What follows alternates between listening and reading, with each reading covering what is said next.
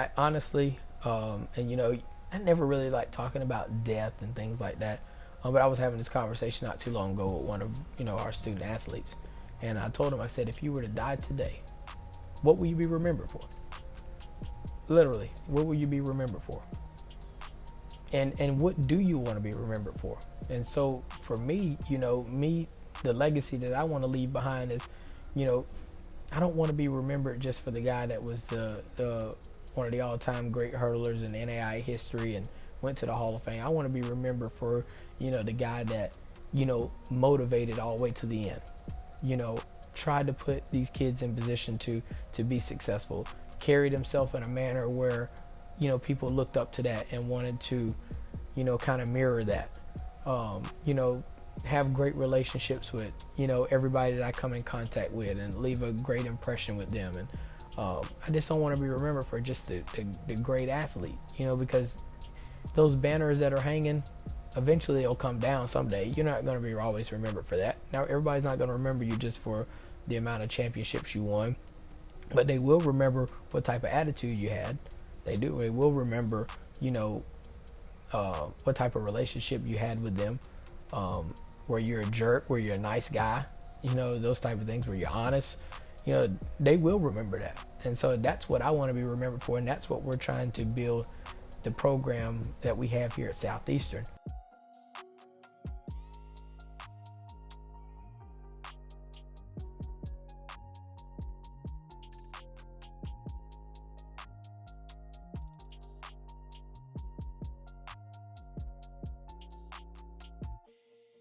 Being part of track and field, it was huge. I never thought in a million years I'd do it at the next level as far as moving collegiately. I always played football. You know, football was our number one thing. That's what we did in South Georgia. And really we just used track and field to, you know, pretty much be in shape for spring ball and move into summer ball and, you know, things like that. And then I was just fortunate enough and blessed enough to get a scholarship for it. So you know, fast forward to the state meet, you know, my mentor, Coach Scott Bird, who is the head coach, who started the program at Shorter, you know, I saw him at the state meet, and he got a chance to talk with myself and my mom, and, you know, he pretty much sold me a dream, and it was, you know, up to me to, you know, chase after that dream or not, you know, by, you know, signing with his program. And so that's what I had decided to do. I didn't have a lot of offers. I wasn't the tallest hurdler in the world. I was only 6 at the state meet as a junior, so I didn't have a lot of people really looking at me, but I put in a lot of work within that senior year, made some sacrifices, gave up wrestling. I wrestled for 3 years. I gave up wrestling my senior year to focus on track because I thought that, you know, that would give me my best shot to also win a championship while I was in high school as well. But yeah, Coach Bird, you know, he pretty much told me, he said, look, this is my game plan. This is what I want to do as far as the direction we want to take the program, and he'd love for me to be a part of it. And so I just really just took a risk because, you know, we didn't even have a shirt with our name on it until, you know, maybe 5-6 months in, you know, at Shorter. You know, we had to get our own shoes, everything, you know, it was literally starting from scratch. So that's kind of where we were, and he told me, he said, look, you know, I believe that we have the opportunity to win a national championship before you leave out of here. Have a clean start.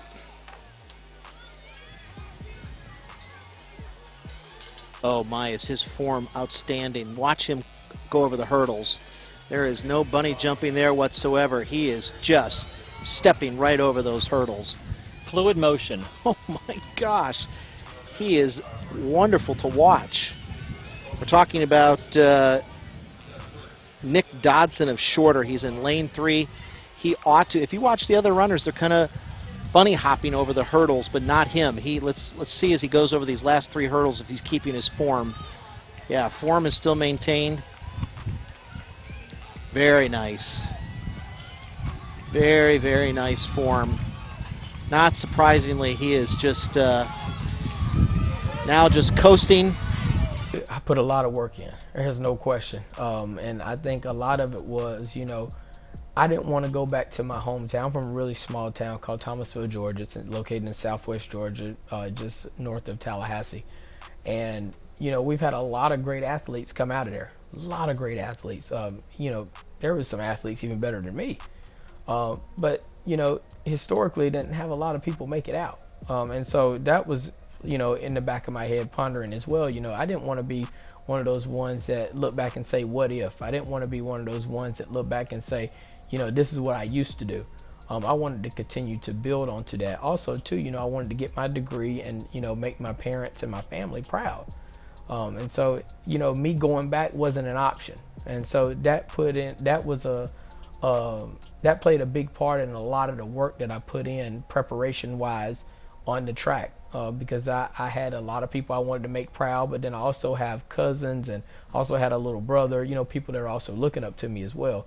So that played a big part into it. And so, when I prepared thinking about all of those things.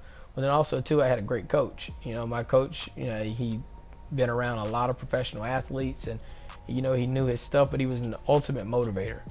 He will get the best out of you no matter what. And he puts you in positions where you have to really think, and you really have to find a way to come out of that corner when you're backed into it. And that's how we prepared. And he made believers. He made us believers. He told us, he said, look, we have the talent. We can do this now. We can win now. We don't have to wait because we're a new program. And so I kind of just gravitated towards that. And I really put the work in, and my mindset was no one's going to outwork me. Even if you were more talented than I was, you weren't going to outwork me. And I kind of had that chip every year. And it doesn't mean I was necessarily the best athlete. It's just I refused to be outworked. You do another rep, I got two more in me. Like, that was kind of the mindset that I had. And I think it kind of propelled me forward, especially when we got to the national meet. I was always usually at my best when it counted the most. Actually, Virgil Mitchell has dropped back now. As we come around, it is Junior Hines, as well as Nick Dodson of shorter. Hines stumbles. Dobson is the winner. Something happened there to Junior Hines. It looked like he just nicked the hurdle and just lost his balance. Virgil Mitchell coming over and congratulating Nick Dodson, which, again, one of the things we've been seeing throughout this meet is the great sportsmanship and camaraderie between these athletes. It was like a relief because, I went down as one of the, the greatest 400 hurdlers in NAIA history. I had won every preliminary race I've ever raced in, every semis. I was a 3-time runner-up. And I lost to the same guy 3 times. We were a rival, but we've always had dog fights. We always had literally races all the way to the line. His name's Alan Ayala. He went to Dickinson State. He was from Guatemala. He was an Olympian for them. And I still talk to him to this day. He congratulated me the other day on NAIA Hall of Fame, and he just got inducted into the Dickinson State Hall of Fame. And it was just a relief, But I think, my coach prepared me for that. I was runner-up as a freshman, runner-up as a sophomore, runner-up as a junior. And it's like, man, when am I ever going to get over the hump? When am I ever going to have my moment? Those are the things you kind of think about. When is my opportunity going to finally come? But my senior year, I prepared just like I've always prepared. I've always prepared well. I've always put in the work that I need to put in. I've always, went to the athletic trainers, and I've always was consistent on treatment and things like that. And I was just finally waiting on my opportunity. And boy, it showed up big. And, and I had to, and I still, even when I was quote unquote a favorite, I still wasn't the favorite. Doan had a really good hurdler out of Nebraska. He won the 110 hurdles, and I had to take him down, and also the guy that was like third a year previous as well, to win. And so, to be able to do it in the fashion that I was able to do it in, and it had rained, the first 2 days poured, so when I saw that at a prelim day, and I won my preliminary heat, but the track was soaking wet, and I looked up and I said, God, you're going to make me earn this one, aren't you? Because, anything can happen in those moments. You can slip, you can fall, you've literally got one shot this time. And so I went in, and I told myself, I said, look, I'm going to dominate. I'm going to do what I need to do. I'm going to put all the past experiences behind me. This is my time. And went through the preliminaries, went through the semis, I think for the first time, I didn't gas myself as much. In the semis, I kind of laid back, did what I needed to do to get to the finals. A lot of times I kind of ran too hard, maybe used a little bit more energy than I needed to. My coach said, look, just trust me, just for once, just listen to me. And I did, and he said, look, this is your chance. He told me to go out and win it. I still remember our assistant coach, Coach Rochelle Black. He's actually the head track coach at Lincoln Memorial in Tennessee now. He told me, he said, look, this is your time. Go win it. It's your time. And it was a lot, and I was nervous. There was no question. I knew if I had one more chance to finally seal the deal, I don't want to be known as a 4-time runner-up, still, there's some people would be glad to have that career, but, I've invested a lot into the sport. I felt like I've never cheated the sport. I've always gave the sport everything I had. I spent so much time with the hurdles. I felt like I gave the hurdles everything that I had. And I just wanted to be able to have something to show for it. And boy, did I ever. I showed up when it meant the most. But it was also, too, I needed those 10 points so our team could be in position to win the outdoor title, because that was one of the main things we wanted. We knew indoors we were the best, but we wanted to prove to everyone that it wasn't a fluke, that we just didn't show up out of nowhere, that we could go outdoors and we could repeat. And my team needed me to get those 10 points to be able to move forward in that direction to win. 400-meter hurdles, national champion Nick Dodson from Shorter University down in Rome, Georgia. You finished third in this, runner-up in this competition 3 years in a row. You said now you're a senior. Yeah. You won it all. How's that feel, man? It feels great. A lot of hard work put in. Losing one title hurts. Losing two even worse, but three, you got to stay hungry. And I stay hungry, practice hard, and prepared well. Our athletic director, Drew Watson, he called me, and he was like, I got some news for you. He said, you're being inducted into the NAIA Hall of Fame. And I'm like, wow. It literally, I didn't have any words at the moment, because, during the preparation time, during the time you're in college and you're just being a student athlete, and I'm going to class and going to FCA, and heck, I was an RA when I was in college. You're doing all those things, and you go to practice every day, and there's some days that you want to practice and some days you don't. I can honestly say I never dreamed of being in the Hall of Fame. It was never a dream, ever.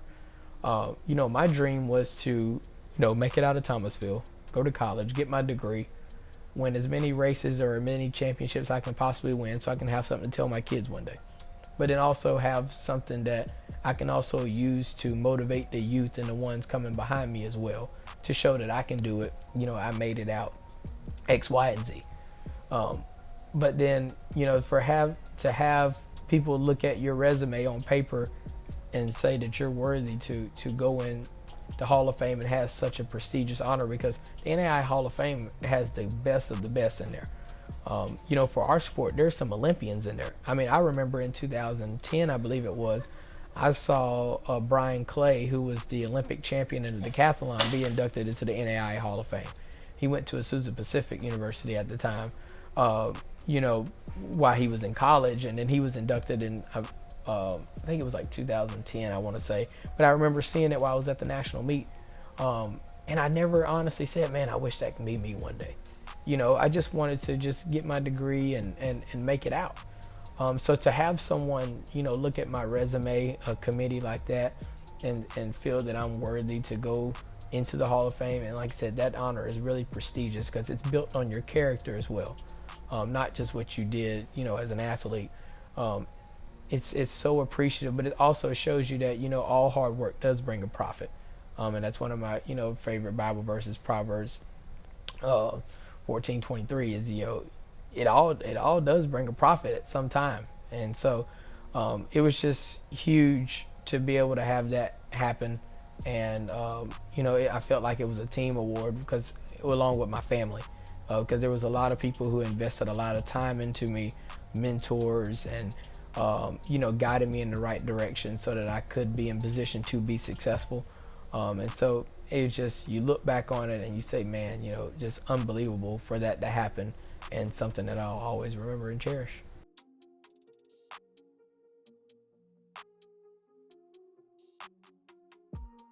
We have our team meetings and stuff all the time. I can definitely relate to a lot of our student athletes on many different levels on things they're going through, spiritually, academically, athletically. And I share those experiences with them. And a lot of times I tell them, when I didn't make the right decision, and maybe you want to take this route because I went that way, and it didn't work for me. And so you may want to take this route. And so just really shaping and molding has been the true part of. That's what I've enjoyed the most of being a coach, especially starting from scratch. And I was up for the challenge because my coach thought that, Coach Scott Bird, who was my mentor, like I said, he believed in me. He thought that I could, come in and do all of the things that I've done up to this point.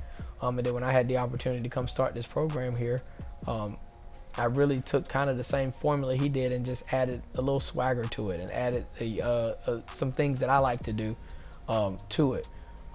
And I've really taken the same formula we did there. Really taking the same one. I've just added a lot of different things that I would do because I'm much younger than what my coach was at the time. So I do things a little different. And then times have changed. The athletes have changed. A lot of things is built around social media. During that era, MySpace was huge. When I was there, and we didn't really have the equipped with smartphones and stuff like that at the time. And so I've taken those experiences and brought them to, our team, both good and bad, and utilized it so that we can be in position. This is what we did. This is how we did it. Now it's up to you if you want to take that route. It's up to you if you want to invest that type of time. It's up to you if you want to be remembered for something. We tell the kids all the time, what is your why? What is your why? What type of legacy do you want to leave? What do you want to be remembered for? All of those things play a big part in how they prepare in all aspects of the sport. And that's what makes me proud when I look back on it. What we did, at Shorter, we won the conference title every year I was there. Well, I hope that we can do that while I'm here. Win the conference title. We did it the very first year at Shorter. We did it the first year here. But I feel like we had a lot of the same kids here at Southeastern that we had when I was at Shorter. A lot of hard chip kids, hard hat lunch pail type kids, chip on their shoulder, want to come in and leave something behind so that someone will remember. But also too felt like they were left behind in some sense, whether it was in recruiting or they were overlooked. In some sense, I kind of had that feel. And so you kind of, you approach the whole game a little differently because you want to be able to prove, well, you guys didn't believe in me. Well, these guys did, and here I am. That's kind of the approach that we've had. But we've taken it and we've built it around, continuing to strengthen ourselves spiritually and academically, same way we did at Shorter. And that's what makes me more proud is looking back on those things, because I feel like the talent level when I was an athlete and the talent level we have here at Southeastern, the championships are going to come. And not saying that in a cocky way. They're going to come regardless. What are we doing outside of that to continue to strengthen ourselves as people? That's the big part for me.